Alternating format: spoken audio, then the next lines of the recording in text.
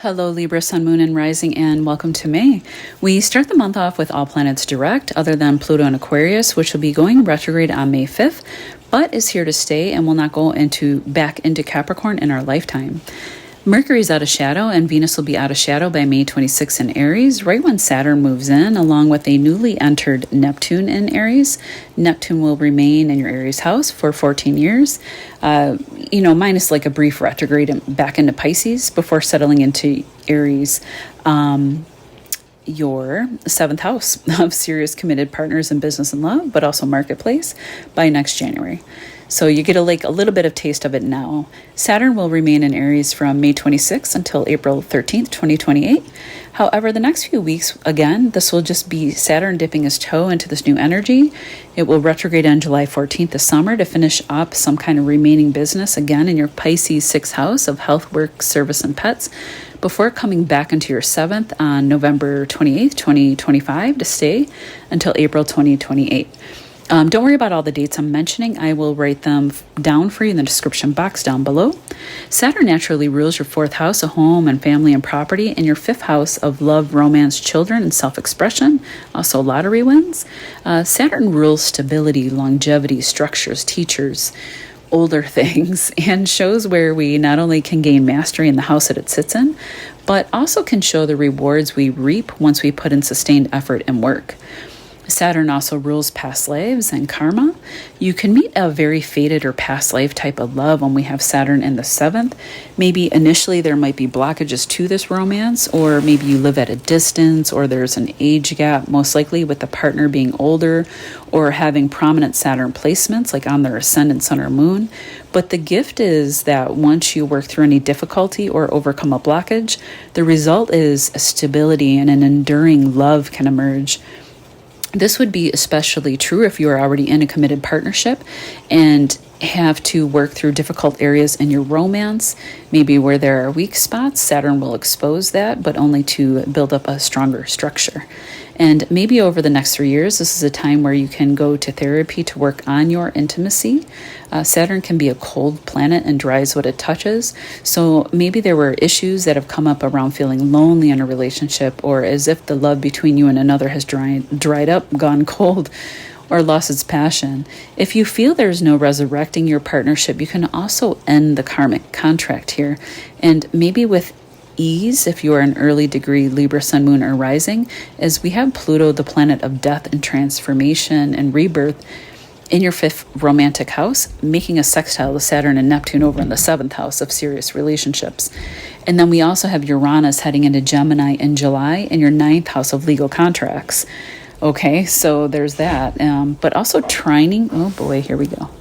Trining Pluto, sorry, I was just interrupted, and sextiling your 7th. It's been happening all evening. Uranus' sudden changes and can break contracts here in the 9th, but this would be something that you are already anticipating for the most part. I don't think it will initially come as a surprise, even though Uranus is the planet of sudden surprises.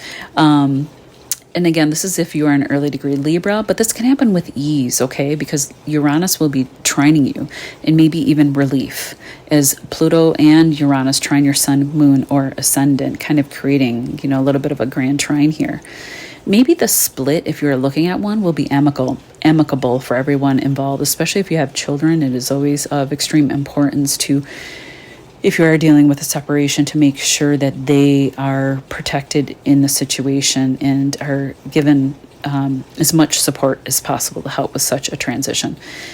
It could even see you moving house if you wanted to, because the ruler of your 4th house of home and property is Saturn, and Saturn is being supported by Uranus in that 9th house of distant shores, and can show you possibly moving overseas even as a potential. Maybe it may come up as a sudden option, or even because of a work contract, for example. Neptune has moved into a conjunction with Saturn, and on a positive note, if you are working through something with a partner or meeting somebody new, I think they would not only be from a past life, but they may also be very spiritual in nature. They can be even a teacher. Saturn represents the teacher. Again, there can be like an age gap or cultural difference, and you can meet while traveling with your 5th house of love and romance, ruler being Uranus, and Uranus will transit your 9th house of distant shores for the next 7 years starting in July. You may even meet more than one person because you have your 5th house ruler going into the sign of the twins and duality, Gemini. So there's that.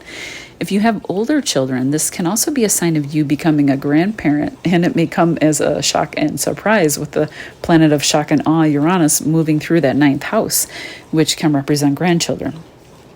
And you have Pluto, the planet of transformation, traveling through that 5th, which can represent your own children. So these changes can also look like your children having grown up and leaving the home, off to college, and that drastically changes, your life, over the next couple of years as you adjust. How you make money can be changing as well. Scorpio rules your 2nd house of banking, accounts, money, property, face, what you value, what you eat.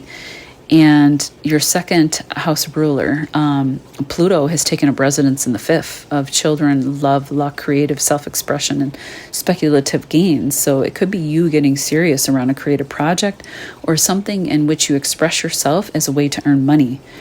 You may work closely with a business associate or like an agent or, somebody who can help you market yourself. And that may be Saturn in the 7th story here with Neptune as well. Again, showing where you will have to spend time and effort to get maybe, say, a business or creative work off the ground. And this may take the next 3 years before you get the full result. It can also be that your partner has a new role and one that may require them to travel overseas or one that will require them to work in seclusion.